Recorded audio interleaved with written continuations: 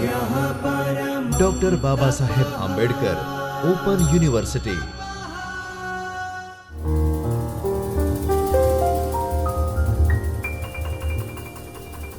નમસ્કાર વિદ્યાર્થી મિત્રો, ડૉક્ટર બાબા સાહેબ આંબેડકર ઓપન યુનિવર્સિટીના જ્યોતિર્મય પરિસરમાં આવેલ ચૈતન્ય સ્ટુડિયોમાં હું કરણસિંહ પરમાર આપ સૌનું હાર્દિક સ્વાગત કરું છું. વિદ્યાર્થી મિત્રો, આજે આપણે સમાજશાસ્ત્રમાં ભારતમાં સામાજિક સમસ્યાઓ એ વિષય પર અભ્યાસ કરવાનો છે. એની અંદર આજે આપણે એકમ નંબર 3 ભારતમાં સામાજિક સમસ્યાઓમાં માળખાગત સમસ્યા તરીકે ગરીબીનો અર્થ અને ગરીબીના કારણો વિશે વાત કરવાની છે. આપણે જ્યારે ગરીબીનો અર્થ અને એના કારણો વિશે જ્યારે ચર્ચા કરવા જઈ રહ્યા છીએ વિદ્યાર્થી મિત્રો, ત્યારે આપણે સામાજિક સમસ્યા એટલે શું એ પણ એક સમજ હોવી જોઈએ. આપણે બધા આગળના વિડીયો લેક્ચરોમાં કે કોઈ પણ જગ્યા ઉપર સમસ્યા એટલે શું એટલે કે નડતર રૂપ થતી પરિસ્થિતિ એટલે કે સમસ્યા, આવી એક સમસ્યાની સીધી સાદી વ્યાખ્યા કરી શકીએ છીએ. પરંતુ આપણે એ પહેલા જોઈ લઈએ કે એકમમાંથી તમે શું શીખી શકશો, કયા ઉદ્દેશ્યો પ્રાપ્ત કરી શકશો. તો આ એકમ દ્વારા તમે ગરીબી પાછળના સામાજિક કારણો, વ્યક્તિગત કારણો, આર્થિક કારણો અને રાજનૈતિક કારણો આના વિશે તમે જાણકારી મેળવી શકશો. સામાજિક સમસ્યાની જ્યારે આપણે વાત કરીએ છીએ વિદ્યાર્થી મિત્રો, ત્યારે સૌપ્રથમ આપણને સામાજિક સમસ્યાના લક્ષણો વિશે ખ્યાલ હોવી જોઈએ. દાખલા તરીકે આપણે જોઈએ કે સામાજિક સમસ્યા એટલે શું, તો કે એ પરિસ્થિતિ અનિચ્છનીય હોય એને આપણે સામાજિક સમસ્યા કહી શકીએ. ત્યારબાદ આવી પરિસ્થિતિની ચર્ચા વિચારણાઓ થતી હોય એને આપણે સામાજિક સમસ્યા કહી શકીએ. અને બીજી વાત મહત્વની કે આ સામાજિક સમસ્યા જે છે એ નોંધપાત્ર લોકોને અસર કરતી હોવી જોઈએ, એને આપણે સામાજિક સમસ્યાઓ કહી શકીએ છીએ. અને બીજી વાત કે એનું નિવારણ પણ થઈ શકે, સામૂહિક માધ્યમો દ્વારા, સમૂહ દ્વારા એનું નિવારણ લાવવાના પ્રયત્નો કરવાના હોય એને આપણે સામાજિક સમસ્યા કહીએ છીએ. સમાજશાસ્ત્રીય દ્રષ્ટિબિંદુથી આ એક સામાજિક સમસ્યા એટલે શું એને સમજવા માટેની પૂર્વ ભૂમિકા થઈ. તો એ વ્યાખ્યાની અંદર આ ગરીબી એ સામાજિક સમસ્યા છે. પણ ગરીબી પાછળના કયા કારણો છે? એમાં આર્થિક કારણો છે, રાજનૈતિક કારણો છે, સામાજિક કારણો છે, અરે વ્યક્તિના પોતાના કારણો છે. તો એ કારણો વિશે આજે આપણે સમજૂતી મેળવવાની છે. પણ એ પહેલા આપણે ગરીબીનો અર્થ સમજીશું. આપણે જોઈએ છીએ કે જે વ્યક્તિ હવા, પાણી અને ખોરાક આના ઉપર તો નિર્ભર રહે જ છે, ત્યારબાદ એનું ઘર એટલે કે એની રહેઠાણની પરિસ્થિતિ હોય, આર્થિક રીતે એ નબળો વર્ગ હોય, અથવા તો જેને રોજગારી ન મળતી હોય, વંચિત વર્ગ હોય, આ બધા જે સમુદાયો છે જેને વસવાટ માટેના સાધનો પણ નથી, અને સામાન્ય ભાષામાં કહીએ તો રોટી, કપડાં અને મકાન જેની જરૂરિયાત એ પૂરી ન કરી શકતો હોય એવા લોકો ગરીબીની વ્યાખ્યાની અંદર આવે છે. તો આપણે જોઈએ કે સમાજની અંદર વસવાટ કરતા લોકોમાંથી મોટાભાગના લોકો તેમના જીવનની મૂળભૂત અને પાયાની જરૂરિયાતો જેવી કે ખોરાક, પોષણ, રહેઠાણ, આરોગ્ય, શિક્ષણ આ બધી સુવિધાઓની પરિપૂર્તિ કરી શકતું નથી, અથવા તો એ પરિપૂર્તિ કરવા માટે સક્ષમ નથી. તો એવી જે ઘટનાઓ છે, એવી જે વ્યક્તિઓ છે, એવી જે સમસ્યા છે એ ગરીબી છે. એને સમાજશાસ્ત્રીય દ્રષ્ટિબિંદુથી વ્યાખ્યા આપતા જણાવે છે કે જેડી ગોડાર્ડ, ગરીબી તે વસ્તુઓનો અભાવ અથવા અપ્રાપ્તિ પૂર્તિ છે જે એક વ્યક્તિ તથા તેના આશ્રિતોને સ્વસ્થ બનાવી રાખવા માટે પાયાની જરૂરિયાત પરિપૂર્તિ કરી શકતું નથી અથવા તો થઈ શકતી નથી.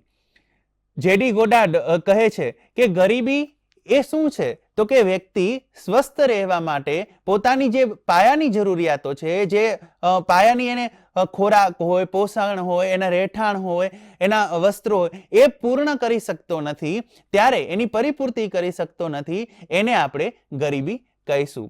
તો જોઈએ હવે આપણે ગરીબીના કારણોમાં પ્રથમ કારણ છે સામાજિક કારણ. આપણે સમાજશાસ્ત્રના વિદ્યાર્થી છીએ મિત્રો, એટલે સમાજનો એક વૈજ્ઞાનિક અભ્યાસ કરીએ છીએ. અને સમાજશાસ્ત્રને વૈજ્ઞાનિક દ્રષ્ટિબિંદુથી જો આપણે જોઈએ તો કે સમાજના દરેક પાસાઓનો વૈજ્ઞાનિક પરિપ્રેક્ષ્યથી જે અભ્યાસ કરે, સમાજ જીવનનો વૈજ્ઞાનિક પરિપ્રેક્ષ્યથી જે અભ્યાસ કરે એને આપણે સમાજશાસ્ત્ર કહીએ છીએ. તો આપણી જે 6 સંસ્થાઓ છે, સામાજિક, આર્થિક, રાજકીય, ભૌતિક, શૈક્ષણિક, ધાર્મિક, રાજકીય, આ બધી સંસ્થાઓની અંદરથી પ્રથમ એક સામાજિક સંસ્થા છે. તો આ સામાજિક સંસ્થાની અંદર ગરીબી પાછળનું એક કારણ એટલે કે સામાજિક કારણ. એમાં આપણે પેટા મુદ્દાઓ તરફ જઈએ તો જ્ઞાતિ પ્રથા. જ્ઞાતિ પ્રથા એ વર્ષોથી ચાલી આવે છે મિત્રો. જ્ઞાતિ પ્રથા ત્યારે એક સામાજિક કારણ ગરીબીમાં બને છે જ્યારે એનો વ્યવસાય હોય એને છોડવા માટે એ મજબૂર થાય, અથવા તો એને છોડે જ નહીં, કે પોતાનો જે જ્ઞાતિગત વ્યવસાય છે એને પકડીને રાખે અને એ રોજગાર એને ન આપતું હોય છતાં પણ એ એમાં ટક્યા રહે. ત્યારે એવી જ્ઞાતિ પ્રથા પણ ગરીબી પાછળના કારણો છે. અત્યારે આપણે જોઈ શકીએ છીએ મિત્રો કે GS કુરિયાએ જ્ઞાતિ પ્રથાના જે લક્ષણો આપ્યા, ખંડ વિભાજન હોય, કોટિક્રમ હોય, ખાનપાન અને સામાજિક પ્રતિબંધો હોય, તો એની અંદર પણ અમુક વ્યવસાયો હોય, અમુક જગ્યાઓ હોય, અમુક કામો હોય રોજગાર માટેના, જ્યાં જ્ઞાતિ એનું લક્ષણ જે છે એને રોજગાર પૂરું ન પાડતી હોય, તો એક સામાજિક કારણ તરીકે જ્ઞાતિ પ્રથા પણ એક ગરીબી માટેનું કારણ બને છે. બીજું જોઈએ તો સંયુક્ત કુટુંબ પ્રથા. ભારત દેશ એ સંયુક્ત કુટુંબનો બનેલો દેશ છે, એમ કહીએ તો ના નહીં. કારણ કે સૌથી વધારે આપણે જોઈએ તો જોઈન્ટ ફેમિલીની જે પ્રણાલી છે એ ભારત દેશની અંદર છે.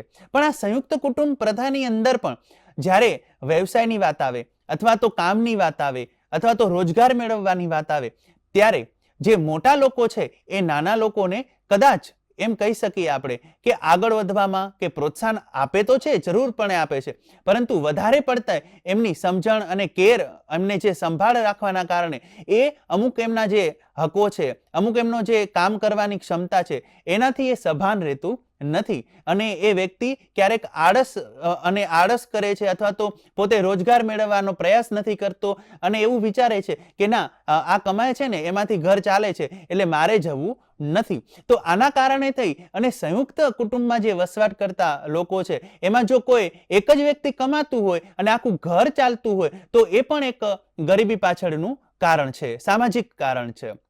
ત્યારબાદ નિમ્ન સ્વાસ્થ્ય અને બીમારી. અત્યારે વર્તમાન સમયમાં મેલેરિયા, ટીબી અને હાલમાં જે 2021માં જે બહુ મોટી મહામારી ગઈ એ કોરોના હોય કે વિવિધ ડેન્ગ્યુ જેવા, ચિકનગુનિયા જેવા, કેન્સર જેવી બીમારીઓ હોય, તો આ બધા જે રોગો છે એ પણ ગરીબી પાછળનું કારણ છે. નિમ્ન સ્વાસ્થ્યના કારણે એ લોકોમાં જ્યારે કુપોષણ હોય, જન્મતા એમને જે શારીરિક બાબતમાં અથવા તો જે એમને પ્રોટીન, એમને ખોરાક જે મળવો જોઈએ એ ન મળ્યો હોય, અને જન્મ દરમિયાન જ ખોડખાપણવાળા બાળકો હોય, કે પછી જે એમને રસીકરણ થવું જોઈએ એ ન થયું હોય, ત્યારે એ નાનપણથી જ કુપોષિત અને આગળ જતા એમને બહુ જ તકલીફ થતી હોય છે. અને બીજી તરફ આપણે જો જોઈએ ગરીબી પાછળનું એક કારણ તો કે આવા જન્મેલા જે બાળકો છે એની સારવાર માટે જ મા બાપનું જીવન ખર્ચાઈ જતું હોય છે. અને બીજી તરફ એ પણ આપણે જોઈએ કે નિમ્ન સ્વાસ્થ્ય એટલે કે ગરીબ કુટુંબમાં જે વસવાટ કરતા લોકો હોય એ પોતાને કંઈક ને કંઈક વ્યસન અવશ્યપણે હોય છે, સામાન્ય રીતે મોટે ભાગે હોય છે. તો આ વ્યસનની અંદર પણ એ એટલા બધા અટવાઈ જતા હોય છે અને એની અંદરથી એમને કેન્સર જેવી, ટીબી જેવી ભયાનક બીમારીઓ થતી હોય છે. અને એની સારવારમાં વિદ્યાર્થી મિત્રો એ બધાએ ગરીબી પાછળ ધકેલાતા જાય છે. તો આ એક નિમ્ન સ્વાસ્થ્ય અને બીમારી, આ પણ એક ગરીબી પાછળનું કારણ છે. ત્યારબાદ ગંદા વસવાટો. ગંદા વસવાટો શહેરી વિસ્તારમાં સૌથી વધારે જોવા મળે છે. જે લોકો પોતાનું રહેઠાણ રહી શકતા નથી અને શહેર વિસ્તારની અંદર પોતાની કોઈ ઘર કે એ ભાડે કે લઈ શકતા નથી, એવા લોકો ગંદા વસવાટો તરફ જાય, ઝૂંપડપટ્ટી વિસ્તાર તરફ જાય છે. વિદ્યાર્થી મિત્રો, ઝૂંપડપટ્ટી વિસ્તારો અને ગંદા વસવાટો એમાં પણ થોડો તફાવત જોવા મળે છે. અને આવા ગંદા વસવાટો જે છે એ ક્યાં હોય છે તો કે શહેરના અંત ભાગમાં, જ્યાં ગટર વ્યવસ્થા હોય, ત્યાં એવી જગ્યાઓ ઉપર કે જ્યાં જવું ન ગમે, તો એવી જગ્યા ઉપર આમનો વસવાટ હોય છે. અને આ વસવાટના કારણે અહીંયા ભયજનક રોગો પણ થતા હોય છે. દાખલા તરીકે જો ગટર લાઈનો હોય કે ખરાબ તળાવો હોય, એ બધી જગ્યા ઉપર લોકો વસવાટ કરતા હોય એના કિનારે, તો ત્યાંથી મચ્છરોના કારણે એમને ડેન્ગ્યુ, મેલેરિયા આવા બધા રોગો પણ થતા હોય છે. અને એમને આર્થિક રીતે પણ આ બધી બાબતોનો સામનો કરવો પડતો હોય છે. એટલે ગંદા વસવાટો પણ એક સામાજિક કારણોમાંનું ગરીબી માટેનું એક કારણ છે. ત્યારબાદ નિરક્ષરતા. જે લોકોને લખતા વાંચતા નથી આવડતું એવા લોકોને આપણે નિરક્ષર કહીએ છીએ. સામાજિક કારણમાં નિરક્ષરતા ગરીબી માટેનું કારણ એટલા માટે છે મિત્રો કે જેમને અભ્યાસ નથી કર્યો અને જે એમના બાળકોને અભ્યાસ કરાવી શકતા નથી, એની પાછળનું કારણ એ ગરીબી છે. અત્યારે વર્તમાન સમયમાં તો સરકારશ્રીના પ્રયાસથી મફત શિક્ષણ અને એવી બધી યોજનાઓ છે. 4 થી 14 વર્ષ 16 વર્ષના બાળકોને આપણે મફત શિક્ષણ, પ્રાથમિક શિક્ષણ મફત આપીએ છીએ. તો એ પણ એક સારો પ્રયાસ છે સરકારનો અને એના દ્વારા ઘણા બધા સાક્ષરતા અને મેળવતા હોય છે. પરંતુ ભવિષ્યની અંદર એઓ જ્યારે નિરક્ષર રહે છે, યોગ્ય માર્ગદર્શન એમને નથી મળતું, તો એમની જે ગરીબીમાંથી બહાર નીકળવા માટેના જે પ્રયાસો છે એમાં એ ક્યાંક ને ક્યાંક વિઘ્ન અનુભવે છે અથવા તો મુશ્કેલી અનુભવે છે. એટલે જ્યારે એમને લખતા વાંચતા કે આવડતું નથી હોતું એના કારણે એમને ઘણી મુશ્કેલીઓ અનુભવતી હોય છે અને આ ગરીબીમાંનું એક કારણ એટલે કે નિરક્ષરતા. ગરીબી માટેના વ્યક્તિગત કારણો એમાં મુખ્યત્વે બીમારી, માનસિક રોગ, ખરાબ આદતો, દુર્ઘટનાઓ. બીમારી, માનસિક રીતે આપણે જોઈએ છીએ વ્યક્તિઓમાં કે ગરીબી જેના ઉપર હાવી થઈ હોય, ગરીબી જેવી જે સમસ્યાથી વ્યક્તિ સામનો કરતો હોય તો એની મનોદશા શું હોય? કારણ કે આપણે સમજી શકીએ છીએ કે સમાજની અંદર જે વ્યક્તિને રહેવું છે એ સમાજમાં, કુટુંબમાં એનો પણ એક ગરીબ લોકોની અંદર પણ એક દરજ્જો હોય છે. તો આ દરજ્જાની અંદર એને સમાજના બધા જ પ્રસંગો, રીત રિવાજ, પરંપરા આ બધું પૂર્ણ કરવાનું હોય છે. પરંતુ એ દરમિયાન એની જે જરૂરિયાત વસ્તુ છે, જે એને પૂર્તિ કરવા માટેની જે આર્થિક વસ્તુઓ છે, પૈસા છે કે પછી બીજા સામાનો છે, જો એ વ્યક્તિ ક્યાંથી લાવે? એક તો એ રોજગાર ક્યાંથી મેળવે એ પણ એના માટે સૌથી મોટો પ્રશ્ન છે. એટલા માટે ગરીબીના વ્યક્તિગત કારણમાં એ બીમારીમાં માનસિક રીતે વ્યક્તિ ઘણો સંડોવાઈ જાય છે. અને આપણે ગુજરાતીમાં કહેવત છે ને કે 12 સાંધીએ અને 13 તૂટે, એવી એની હાલત થઈ જતી હોય છે કે જરા આમ તું કંઈક પૂર્તિ કરે ત્યાં એનામાં બીજી કંઈ ઘટ થઈ જતી હોય છે. એટલા માટે એ મનોદશા રૂપે એ વ્યક્તિનું વલણ જે છે એ ખૂબ જ નિમ્ન થતું જાય છે, માનસિક રીતે કમજોર થતો જાય છે. અને આવી જે આપણે આગળ સંયુક્ત કુટુંબ પ્રથા જોઈ તો કોઈ એક વ્યક્તિ જ્યારે આવું ઘર ચલાવતો હોય અને બધા એની જરૂરિયાતો માંડ પૂરી કરી શકતો હોય અને ત્યારબાદ એની નોકરી જાય અથવા તો કોઈ બીજા ઘટનાઓ બને એની સાથે, ત્યારે વ્યક્તિ માનસિક રીતે ભાંગી પડે છે. તો એ પણ એક ગરીબીનું કારણ છે. ત્યારબાદ ખરાબ આદતો. ખરાબ આદતોમાં આપણે મિત્રો જોઈએ તો વ્યસન હોય કે પછી બીજા કોઈ વ્યવસાયમાં એ જોડાયેલા હોય અથવા તો દારૂ જેવા પીવાના એમના વ્યવસાયો હોય કે બીજા તંબાકુનું સેવન કરતા હોય, તો આ બધી કે જુગાર રમતા હોય, તો આ જે ખરાબ આદતો છે વ્યક્તિઓની એ વ્યક્તિગત કારણ છે. તો આ વ્યક્તિઓને એ ગરીબી પાછળ ધકેલે છે અને ગરીબીમાંનું એક કારણ છે. દુર્ઘટનાઓ. દુર્ઘટનાઓ કે આપણે જોઈએ છીએ ચાલતા અકસ્માતો હોય, રોડ પર થતા હોય અથવા તો આપણે વિદ્યાર્થી મિત્રો જોતા હોઈએ છીએ કે સૌથી વધારે કારખાનાઓ હોય, ઔદ્યોગિક કંપનીઓ હોય, એમાં મજૂર તરીકે જે છે એ કોણ કામ કરે છે? તો આ એક ગરીબ વર્ગ, જેમને આજીવિકા ચલાવવા માટે ઓછા વેતનમાં પણ એ વધારે કામ કરતા હોય છે. અહીંયા આપણે કાર્લ માર્ક્સના અતિરિક્ત મૂલ્યનો સિદ્ધાંત એ કામ આવે એવો છે કે એ કામ 10 રૂપિયાનું કરે છે પરંતુ એને વેતન 2 રૂપિયા મળે છે અને બાકીનું જે મૂલ્ય છે એ 8 રૂપિયા એ વધારાના જે મૂલ્ય છે એ માલિક વર્ગ લઈ જતો હોય છે. તો આ રીતે જ્યારે કંપનીની અંદર દુર્ઘટનાઓ બને અથવા તો કોઈ મોટી મોટી ફેક્ટરીઓમાં એમનું કોઈ શારીરિક અંગ જેમ કે હાથ છે, પગ છે, એ બધું જ્યારે કોઈ મોટા યંત્રની અંદર આવી જતું હોય છે તો પરિવારની જે જવાબદારીઓ છે એ કોણ નિભાવશે? એ દુર્ઘટનાઓ બાદ અથવા તો કોઈ આગ લાગી હોય તો એની અંદર કોઈ વ્યક્તિ સંડોવાયા હોય તો ઘર ચલાવવા માટે પછીથી મુશ્કેલ થાય છે. જરૂરિયાતો પરિપૂર્તિ માટે એ મુશ્કેલી અનુભવે છે અને ગરીબી માટેનું એક આ કારણ પણ છે. ત્યારબાદ વિદ્યાર્થી મિત્રો જોઈએ કે ગરીબીના આર્થિક કારણો. એક તો આર્થિક કારણોમાં આપણે જોઈએ કે ગ્રામીણ સમાજની અંદર આપણે ગણોત વર્ગ હોય કે મજૂર વર્ગ હોય કે જમીનદાર ઉપર જે ખેતી જે રાખતા હોય એ વર્ગ હોય, તો એની અંદર પણ જ્યારે પાક નિષ્ફળ જાય, ખેતીમાં નબળી આવક આવે ત્યારે વ્યક્તિને આ આર્થિક રીતે ગરીબી અને ભોગવવી પડતી હોય છે. બુનિયાદી ઉદ્યોગોની પાછળની દશા આપણે જોઈ શકીએ છીએ કે વર્તમાનની અંદર હસ્તકલાને પ્રાધાન્ય આપવામાં આવ્યું છે. સરકારશ્રી પણ એને આગળ લાવવા માટે ઘણો બધો પ્રયાસ કરી રહ્યું છે. જ્યારે આપણે ઇન્ટેલેક્ચ્યુઅલ પ્રોપર્ટી રાઇટ્સમાં જોઈએ તો જીઆઈ ટેગ, જિયોગ્રાફિકલ ઇન્ડેક્સ ને એવા બધા જે ટેગ છે એ પણ એમને મળતા હોય છે. પરંતુ ક્યાંક ને ક્યાંક આ વર્તમાન સમયમાં ઔદ્યોગિક યંત્રણાઓને કારણે એમના જે બુનિયાદી ઉદ્યોગો છે એ પડી ભાંગ્યા છે અને એના કારણે થઈ અને એમને ઘણી બધી પેલા સમસ્યાઓ જે છે ગરીબીની એનો સામનો કરવો પડતો હોય છે. કારણ કે આપણે જોઈએ છીએ કે કોમ્યુનિટી વાઇઝ વાંસનો ઉદ્યોગ એ જોડાયેલા રહ્યા હતા, માટીકામનો ઉદ્યોગ એમાં એ જોડાયેલા હતા. તો હવેના સમય બદલાયો છે અને એ પરિવર્તન સાથે એમને આ ઉદ્યોગો જે પડી ભાંગ્યા એના કારણે થઈ અને એમને ગરીબીની સામનો કરવો પડતો હોય છે. આ એક એમાંનું આર્થિક કારણમાંનું. ઓછી આવક, આપણે કોઈ પણ વ્યક્તિ 10,000 કમાતા હોય અને 20,000 જાવક હોય, આવક સામે જ્યારે જાવક વધે ત્યારે એને ગરીબીનો સામનો કરવો પડે છે.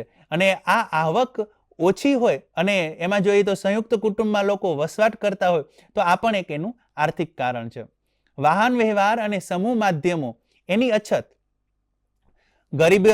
ગરીબી જે ભોગવતા હોય એમાં આર્થિક કારણની અંદર પણ આપણે જોઈએ કે વાહન વ્યવહાર, કારણ કે એક તો એની પાસે પર્સનલી વાહનો કોઈ હોતા નથી, એ પણ એના માટે કોઈ જગ્યા ઉપર જવા આવવા માટે એ પણ એક એની સમસ્યા છે. ત્યારબાદ સમૂહ માધ્યમો, મોબાઈલ હોય, ટીવી હોય કે જે ન્યૂઝ ચેનલો દ્વારા કે એ માહિતી એને મળી શકતી નથી. એવા વિસ્તારો, એનું પાછળ એક વિસ્તાર પણ કારણ છે, કેમ કે એવા વિસ્તારમાં પણ લોકો વસવાટ કરતા હોય છે કે જ્યાં આવી બધી સવલતો પૂરી પાડવામાં આવતી નથી અને એની ઓછી આવકના કારણે આ બધી વસ્તુ એ વ્યક્તિ વસાવી પણ શકતો નથી. તો આ પણ એક કારણ છે. શ્રમિકોમાં કાર્યક્ષમતા ઓછી હોવી. તમે આગળના જો કારણો સમજશો ને મિત્રો તો આની અંદર પણ આપણને ખ્યાલ આવશે કે આપણે જોઈએ કે જેમનું નિમ્ન સ્વાસ્થ્ય અને બીમારીનું પ્રમાણ વધારે હોય એવા વ્યક્તિઓમાં કાર્યક્ષમતા, જે મજૂરો છે એમાં કાર્ય કરવાની ક્ષમતા એ પણ ઓછી હોય. એનું કારણ વ્યાખ્યામાં આપણે જોઈએ કે ખોરાક, પોશાક આ બધું જો એ મેળવી ન શકતા હોય, એની ક્ષમતા પણ જેનામાં ઓછી હોય અથવા તો એમને શરૂઆતથી એવો પૌષ્ટિક આહાર ન મળ્યો હોય તો પણ એના જીવનમાં આગળથી આ કાર્યક્ષમતાની સમસ્યા વધતી હોય છે. બેન્કિંગની ઓછી સુવિધાઓ, અરે બેન્કિંગની ઓછી સુવિધાઓ એ તો છે, પરંતુ બેન્કિંગનું એમાં જ્ઞાન છે કે કેમ એ પણ એક એનામાં પ્રશ્ન છે. અને બીજું, ધારો કે છે તો જે બેન્કો છે એ ક્યાં સુધી પહોંચી છે, સરકારશ્રીના પ્રયાસથી વિવિધ જગ્યાઓ ઉપર બધું પહોંચી રહ્યું છે, સહાય યોજનાઓ પણ પહોંચી રહી છે, પણ કેટલા સુધી, કેટલી રીતે એમાં એ આ વર્ગને મળ્યો છે એ એક જરા પ્રશ્ન છે. ત્યારબાદ પ્રાકૃતિક સાધનોનો અયોગ્ય ઉપયોગ, ઓછા જાણકાર અને પ્રાકૃતિક સાધનોનો જ્યારે ઉપયોગ કરવામાં આવે ત્યારે વ્યક્તિને ખ્યાલ નથી હોતો કે કઈ રીતે આનો ઉપયોગ કરવો અને એ ઉપયોગમાં અયોગ્ય રીતે જ્યારે એ ઉપયોગ થઈ જાય છે ત્યારે એને ઘણું નુકસાન વેઠવું પડતું હોય છે. તો ગરીબીના આ આર્થિક કારણો છે કે જેની અંદર ખેતીની નબળી આવક હોય, બુનિયાદી ઉદ્યોગો છે એ પડી ભાંગ્યા હોય, ઓછી આવક હોય, વાહન વ્યવહાર અને સંચાર માધ્યમોની સુવિધા ના હોય, બેન્કિંગની સુવિધાઓ ન હોય અને જે પ્રાકૃતિક સાધનો છે એનો અયોગ્ય રીતે ક્યારેક ઉપયોગ થઈ જાય તો એ પણ એક ગરીબી પાછળના આર્થિક કારણો છે. આપણે જોઈએ વિદ્યાર્થી મિત્રો કે ગરીબીના રાજનૈતિક કારણો. રાજનૈતિક કારણોની અંદર રાજનૈતિક ભ્રષ્ટાચાર હોય, રાજનૈતિક ઘૂસણખોરી હોય, વસ્તી વિષયક પરિબળ હોય. વર્તમાનની અંદર તમે બધા ટીવી ચેનલ, ન્યૂઝ આ બધાથી સંકળાયેલા હશો તો કેટલા બધા કૌભાંડો બહાર આવી રહ્યા છે. તો આ કૌભાંડોની અંદર પણ જે વ્યક્તિઓ જે છે અથવા તો જે લાભો જે વ્યક્તિને મળવાના હોય એ ન પહોંચે અને અધવચ્ચે જ જે મદદ મળેલી છે એ ક્યાંક એમને ન પહોંચી શકે તો એના કારણે થઈને પણ આ ગરીબ વ્યક્તિઓ રહેતા હોય છે અથવા તો એક ગરીબીની સમસ્યા એ મળતી હોય છે. વસ્તી વિષયક પરિબળોમાં આપણે જોઈએ કે વર્તમાનની અંદર વસ્તી વધી રહી છે, વસ્તી નિયંત્રણ માટે સરકારો કાર્યક્રમ કરી રહી છે, પરંતુ છતાં પણ આપણે જોઈ શકીએ છીએ કે 1.5 અબજ જેટલી વસ્તી આપણી થઈ રહી છે અને વિશ્વની અંદર પણ ભારતનું વસ્તીમાં સ્થાન વધુ છે. તો આ વસ્તી વધારો પણ એક ગરીબી માટેનું કારણ છે. વિદ્યાર્થી મિત્રો, આજે આપણે ભારતની સામાજિક સમસ્યાઓની અંદર ગરીબી પાછળના જે કારણો જોયા એમાં મુખ્યત્વે આપણે એમના વ્યક્તિગત કારણો હોય, એના સામાજિક કારણો હોય, એના આર્થિક કારણો હોય કે પછી એના રાજનૈતિક કારણો હોય, એની અંદર આપણે જોયું સામાજિક કારણોની અંદર જ્ઞાતિ પ્રથા હોય, સંયુક્ત કુટુંબ પ્રથા હોય, આ બધા એની સામાજિક પરિબળો છે. નિરક્ષરતા હોય કે પછી આર્થિક કારણોમાં ખેતીની ઓછી આવક હોય કે ત્યારબાદ એનામાં જે સાધનો છે એનો અયોગ્ય રીતે એમના ઉપયોગ થતો હોય, તો આ બધી બાબતો આપણે ગરીબી માટેના જવાબદાર કારણો માં જોઈ શકીએ છીએ. ત્યારબાદ વિદ્યાર્થી મિત્રો, આપણે સ્વાધ્યાય માટેના પ્રશ્નોની અંદર તમને ગરીબી પાછળના જે કારણો છે એ સામાજિક કારણ, આર્થિક કારણ, રાજનૈતિક કારણ કે વ્યક્તિગત કારણ, આ બધા કારણો વિશે તમે સમજી શકશો અને તમારે વધારે માહિતી માટે તમે આ પુસ્તકો વાંચી શકશો. ત્યાં સુધી હું Karansinh Parmar, doctor Baba Saheb Ambedkar open university અને ચૈતન્ય સ્ટુડિયોનો આભાર. स्वाध्यायः परमः